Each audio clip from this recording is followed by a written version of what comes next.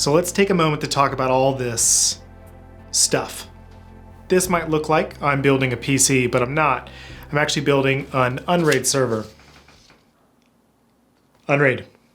What am I even talking about? One of the issues that DisQuarter has had is storage. We produce a lot of video files. A lot of video files. If you record 100 episodes of a show, and each of those shows is between 12 gigabytes and 50 gigabytes, depending on the codec you used, that begins to add up. Historically, we would run out of space, buy a new hard drive, stick it inside of a PC we were editing with, and then begin to use that. You start to have a problem whenever your footage is stored over the course of 7 different hard drives. There is a PC that is entirely full of hard drives. We also have one of the 2 terabyte Google Drive accounts, and that's totally full too. So that's where UNRAID comes in. UNRAID allows you to create a central depository of files that acts like a RAID server, but it's an UNRAID server. Then you're able to access those files on your network. This is big for us because it means that I can access the files when I need to edit something, and likewise, Danielle, in an entirely different place, is able to access those files as well. We don't have to send the files over Google Drive or set up some kind of weird syncing or linking of the files or put them on flash sticks or whatever. She's able to access them, I'm able to access them, we can both access them. And also this takes away a nightmare scenario for myself, which is we don't have any redundancy right now for anything that's stored on those hard drives in the PC. If one of those drives were to break or go down, that's it. It's deleted. That's terrifying. In fact, I had to plan really specifically to get those hard drives from New York to LA because they're just regular hard drives. And I was afraid they were going to get jostled in a moving truck. So I actually took them all out and had them as carry-on. But let's get to what all these pieces do.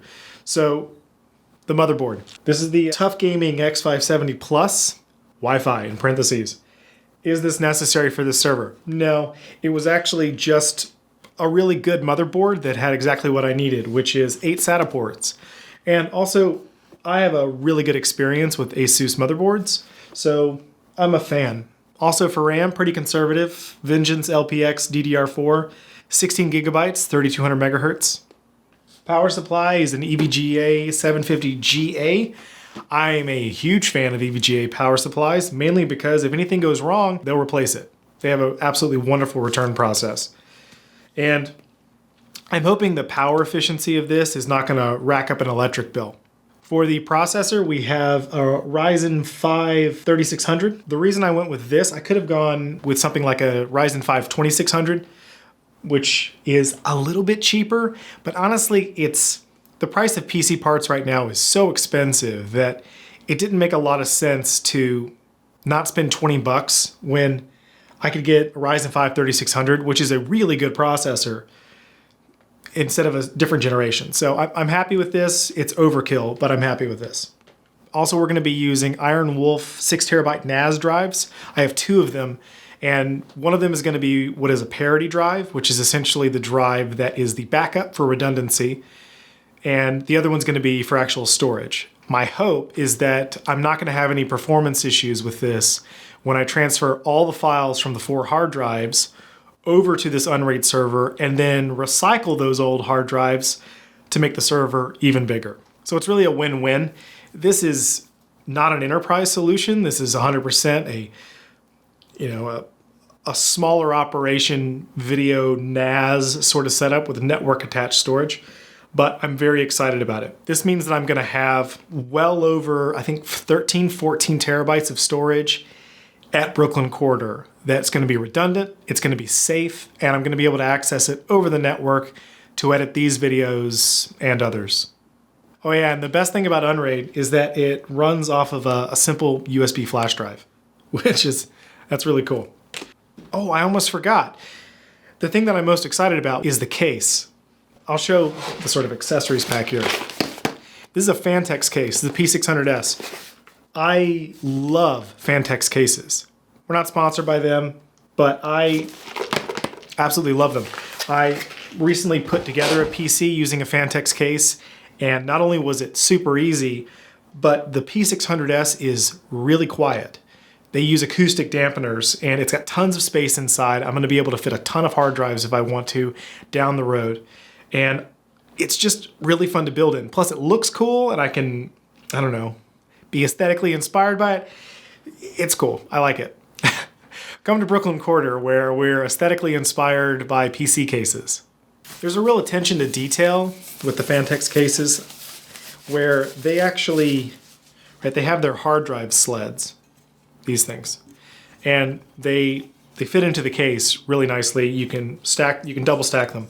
But I don't know if this is the standard. I don't think it is, because I've had an NZXT case that didn't have this.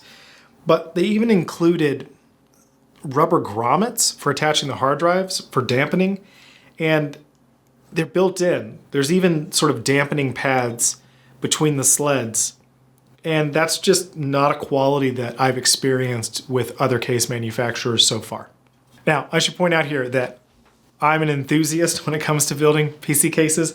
I'm not a professional by any means. I may have made several mistakes with this purchasing process that I won't actually know until the server gets up and running. But my hope is that I bought the right things. If I haven't, we'll probably find out at the same time. Also, I'm gonna build this wearing blue nitrile gloves. It's my preference when I'm working with anything electronic for DIY projects, just because it keeps the oils from your hands from getting on any of the traces or anything, and keeps me from nicking my fingers if I have to reach into tight spaces. But it does mean my hands are going to be blue for the duration of this. But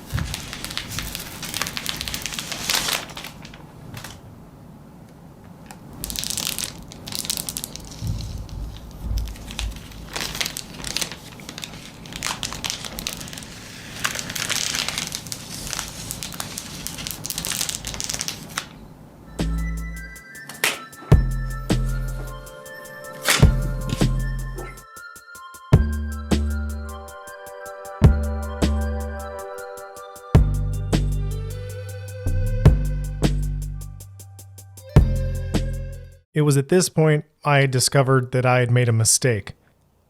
See that white light on the motherboard? That's an error for the VGA indicator that it does not detect integrated graphics. So even though the motherboard has a display port, an HDMI port, it's not going to work. There's nothing there in order to show the video. So I had to scrounge up a video card in order to complete configuring the build. Now, thankfully, I don't have to leave the video card in there. It'll still boot without it in, but you live, you learn. And here in the process, I've now moved all the footage off the 4 old hard drives, and I've now included those 4 hard drives into the new enclosure. So exciting. And now it's time to upgrade the networking. Almost immediately after a test, I discovered that editing 4K footage fully saturates the 1 gigabit Ethernet that was built into the motherboard. I needed to upgrade the networking. Here I made a mistake. I got a 10 gigabit networking card. I was planning on getting a 10 gigabit switch. It was a lot of research, and it's just a lot of money. This isn't going to magically make my internet faster, but it is going to mean that any traffic on my network getting to and from UNRAID is going to be able to do that without getting bottlenecked. So when I edit 4K footage, I'm able to edit it at the closer to read-write speed of the hard drives. The real solution was to get 2.5 gigabit networking. Here we have the TrinNet board for that. This is a way more cost-effective solution. Each one of these boards at the time is only like $35, which is less than the $100 for the 10 gigabit. And the 2.5 gigabit switch here by TrinNet is only $135, down from $600 for a 10 gig switch. The UNRAID build is now complete. So to recap, that's 6 hard drives giving me 18 terabytes of storage that I can access over the network. That storage has redundancy built in, so if a hard drive goes out, I can replace it and not lose any data. Also, the 2.5 gigabit networking that I have now means that I can edit 4K footage. Danielle can also edit 4K footage. We're not hitting any bottlenecks with the gigabit Ethernet that we were using before. And also, we're not bankrupt. That sounds like a joke, what I'm saying right there, but networking can get very expensive very, very quickly. In fact, I need to give a huge thanks to one of our patrons, Phil, who really walked me through all of the complexities I was running into. This is not a simple thing to begin, and I didn't know that when I started. So thank you, Phil. Also, thank you to all of our patrons who help make this show possible. And by making this show possible, it enables all the other shows that we're trying to make. If you support us on Patreon, you get access to some servers that we're currently running on DisQuarter, our Brooklyn Quarter Discord server, and you get access to discounts on merchandise. I hope you have a wonderful rest of the week, and I will see you on the next episode of Making the Show.